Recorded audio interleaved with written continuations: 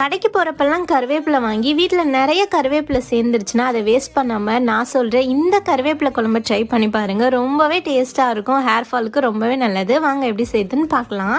ஒரு கடாயில் கொஞ்சமாக எண்ணெய் சேர்த்துட்டு 2 கைப்பிடி அளவுக்கு கருவேப்பிலை சேர்த்துட்டு 2 பல்லு பூண்டு, 1/2 ஸ்பூன் மிளகு சேர்த்துட்டு நல்லா முறுமுறுன்னு வறுத்துக்கோங்க. உங்ககிட்ட கருவேப்பிலை அதிகமாக இருந்துச்சுன்னா குவான்டிட்டி எல்லாம் இன்க்ரீஸ் பண்ணிக்கோங்க. இப்போ இதை ஒரு மிக்ஸி ஜாரில் சேர்த்துட்டு நல்லா பவுடர் மாதிரி அரைச்சி எடுத்துக்கலாம். இப்போ கடாயில் எண்ணெய் சேர்த்துட்டு கடுகு, 1/4 ஸ்பூன் வெந்தயம் சேர்த்துட்டு 15லேருந்து 20 சின்ன வெங்காயம், 10 பல்லு பூண்டு, கருவேப்பிலை சேர்த்துட்டு நல்லா வதக்கி எடுத்துக்கலாம். வெங்காயம் நல்லா பொன்னிறமா வதங்கின பிறகு நல்லா பெரிய தக்காளியா ஒன்று சேர்த்துக்கோங்க. இப்ப தேவையான அளவு உப்பு, 2 ஸ்பூன் சாம்பார் பவுடர், நம்ம அரைச்சி வச்ச கருவேப்பிலை பவுடரை சேர்த்துக்கலாம். இதுக்கு ஒரு நெல்லிக்காய் சைஸ் புளி எடுத்து கரைச்சி வச்சிருக்கேன். அந்த தண்ணியை சேர்த்துட்டு மூடி வச்சிருங்க.